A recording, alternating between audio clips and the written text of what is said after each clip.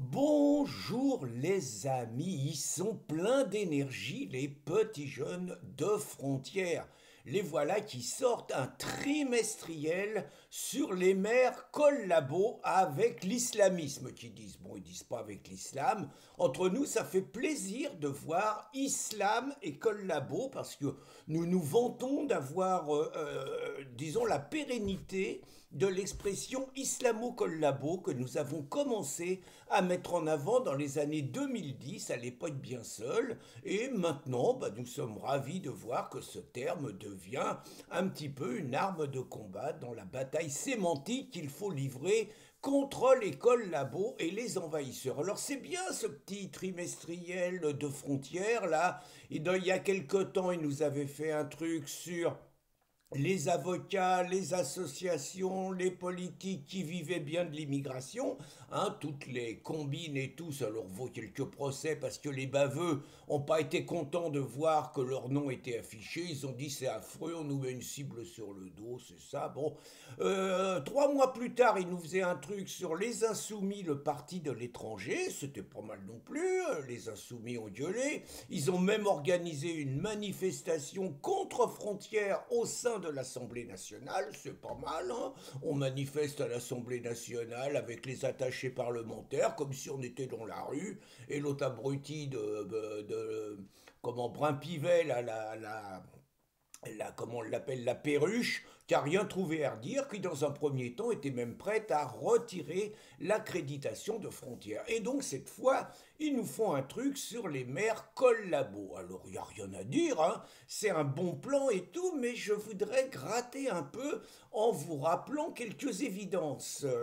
Le vote musulman est un vote homogène. Je rappelle par exemple que François Hollande, en 2012, a battu Nicolas Sarkozy tout simplement parce qu'il a bénéficié de 93% du vote musulman. Et je vous rappelle que c'était une élection qui s'est jouée à 52-48, 51-5, 48-5.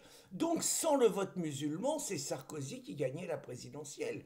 Je vous rappelle que Macron, face à Marine Le Pen, fait toujours des scores de 90 à 92% de vote musulman. Ça ne veut pas dire que là, il avait besoin de ce vote pour battre Marine Le Pen, mais ce sont des exemples.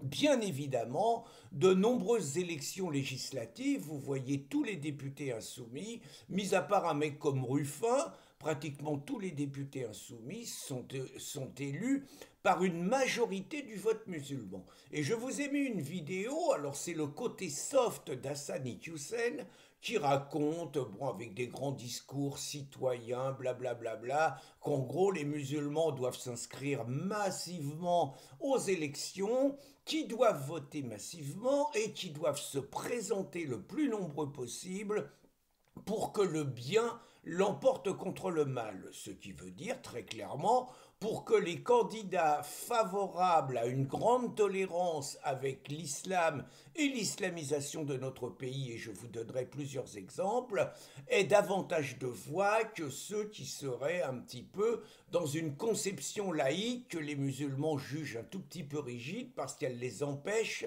de bénéficier de projets qu'ils aimeraient avoir. Alors, Hassan Iqiyoussen, dans une autre vidéo que je n'ai pas retrouvée, quand il était, on va dire, entre musulmans, avait un tout autre discours. Et il expliquait, lui, le mode d'emploi pour obliger un candidat à vous promettre la construction d'une mosquée, à vous promettre bon, un ensemble de choses sur lesquelles je vais revenir, et lui disait qu'il fallait toujours jouer contre le maire sortant, dont on avait obtenu le maximum de choses, et jouer finalement son meilleur challenger pour obtenir encore davantage de choses que ce qu'aurait obtenu le précédent. Je crois que c'est intéressant de faire un parallèle entre Sarkozy, qui entre 2007 et 2012 a accordé beaucoup de choses aux organisations musulmanes, et finalement Hollande, qui en 2012 a promis encore plus et a obtenu les voix des musulmans. Alors qu'est-ce que c'est que les Canadiens appelaient ça les accommodements raisonnables avec l'islam. Les accommodements raisonnables avec l'islam, ça peut vouloir dire, c'est le premier truc dans les municipalités, c'est obtenir un terrain.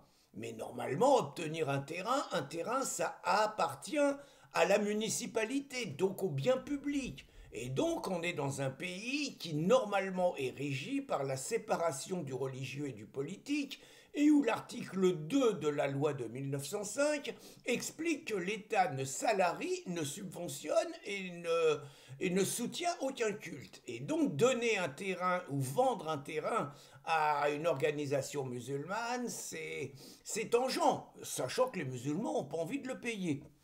Autrement dit, il y a la combine du bail amphithéotique. C'est quoi un bail amphithéotique? C'est vous signez une location pour un siècle, carrément. Vous signez une location de un siècle à une association musulmane qui évidemment va se dire culturelle, pour faire un lieu où va y avoir des salles de prière, mais va y avoir aussi tout un projet, des bibliothèques et tout. Bref, vous vendez la camelote un siècle, un siècle, gratos, et finalement, vous obtenez les voix des musulmans. Alors il y en a qui sont encore plus malins, c'est-à-dire qui subventionnent des projets culturels. À partir du moment où c'est des projets culturels, même si le culturel sert à maquiller le cultuel, ça peut passer au niveau de la préfecture qui est rarement trop regardante. Alors qu'est-ce qu'il peut y avoir d'autre comme petite magouille? Il y a le coup du halal. C'est-à-dire que vous avez un maire collabo, il va dire que pour pas offenser les jeunes musulmans, il va naturellement ne pas mettre de porc à l'école, ce qui signifie que juste la filière porcine, qui est pas très brillante, va commencer à avoir encore plus de difficultés et que c'est surtout la soumission de la France à des interdits religieux qui ne nous regardent pas. Ça, c'est très classique. Et quand un maire, comme ça a été le cas de Julien Sanchez à Beaucaire, arrive derrière un maire collabo de gauche la plupart du temps, mais pas toujours de gauche, il y a des collabos de droite qui avaient mis fin au port et que lui remet le port une fois par semaine, vous avez toute la gauche qui organise des manifestations et qui hurle à l'islamophobie. Donc vous avez dans les fêtes, vous avez par exemple dans les cantines scolaires, vous avez la revendication de la halalisation des cantines scolaires. C'est-à-dire que non seulement on commence à dire qu'on ne veut pas que les jeunes voient du porc, mais qu'en plus la viande qui va être mangée par l'ensemble des élèves doit être du halal. Et discrètement, on halalise les cantines, ce qui est là encore une façon de subventionner le culte musulman. Alors, vous avez un ensemble d'accommodements raisonnables comme ça, mais la vraie question, c'est comment peut faire un maire pour être élu quand il y a dans sa ville une population de 30% de musulmans qui va voter de manière homogène pour un candidat. Alors, pour être élu, je vais poser la question autrement, peut-on contourner le vote musulman? Moi, je dirais oui, à condition d'être dans l'état d'esprit de Michel Noir, qui, à l'époque où fallait faire le barrage républicain contre le Rassemblement national, et où les LR, sous la pression de la gauche, c'était les RPR à l'époque, sous la pression de la gauche, refusaient toute alliance avec les députés, les candidats du Front National. Michel Noir avait dit, pour justifier ça, plutôt perdre une élection que perdre son honneur.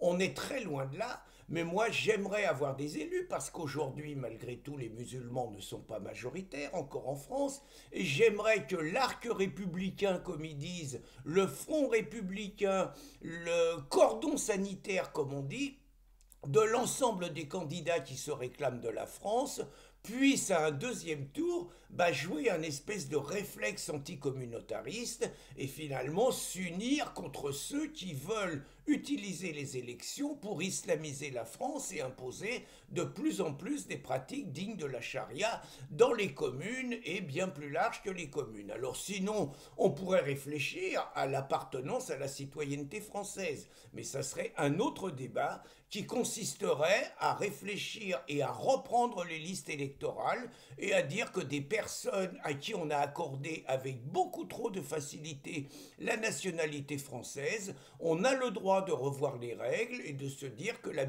nationalité française, ça s'hérite ou ça se mérite, et revoir un tout petit peu les listes pour éviter ce qui s'apparente à un chantage électoral religieux, islamiste, musulman, contre nos valeurs, contre les valeurs de ce qu'ils appellent la République, contre l'égalité entre les hommes et les femmes, et surtout contre la laïcité. Voilà la petite réflexion que je voulais avoir sur les prochaines élections municipales qui vont avoir lieu, en me disant que je vais quand même acheter naturellement le supplément de Frontières et regarder avec intérêt la liste des candidats pour le top 30 du maire le plus islamo-collabo, et que j'ai quelques idées sur celui qui peut gagner. Bonne journée les amis!